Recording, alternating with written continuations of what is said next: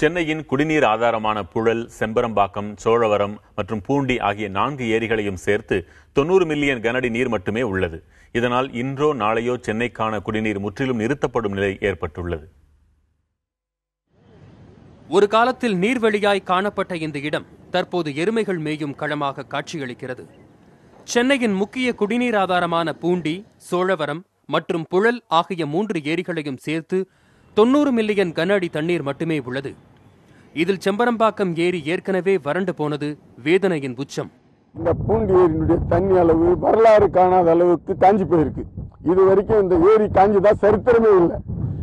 இந்த ஏரியை வெயில் காலத்துல இந்த தண்ணி குறைஞ்ச காலத்துல தூர்வாரி இருந்தாங்கன்னு சொன்னா, போன மழைக்கு 2015 பெஞ்ச மழைக்கு 1 லட்சம் கன அடி தண்ணீர் இந்த வழியா தான் புசஸ்லாத்துல வந்து கடலுக்கு வீணா எடுத்து விட்டாங்க.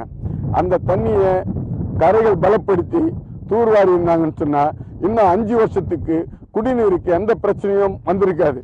சென்னைக்கு முக்கிய குடிநீர் ஆதாரமாக இருக்கும் பூண்டி, சோழவரம், புழல், செம்பரம்பாக்கம் ஆகிய 4 ஏரிகளினுள் தூர்வாரப்படாததால் மண்மேடாக காட்சியளிக்கிறது. இதனை தூர்வாரினால் நிலத்தடி நீர்மட்டம் உயர்வதோடு ஏரி வறண்டு போகாத சூழல் ஏற்படும் என்ற கருத்தும் நிலவுகிறது.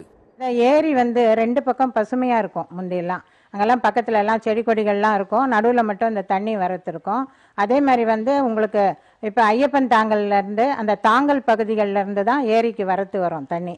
இப்போ அது போரூர் ஏரிக்கு வர்றது ஐயப்பன் தாங்கல்ல இருந்து. அந்த மாதிரி தாங்கலே வறண்டு போயிருக்கும். தாங்கல்ல எல்லாம் இப்போ ரெசிடென்ஷியல் எல்லாம் ஏரி அதிகமாயிடுச்சு. பெருமழை மற்றும் வெள்ளம் ஏற்பட்ட போது அதனை சேமிக்க தவறிய பொதுப்பணித்துறையினர் இனியாவது விழிப்படைந்து நீர்நிலைகளை தூர்வாரினால் சென்னையின் குடிநீர் ஆதார ஏரிகளில் தண்ணீரை சேமித்து சென்னை மக்களின் தாகத்தை தீர்க்க முடியும்.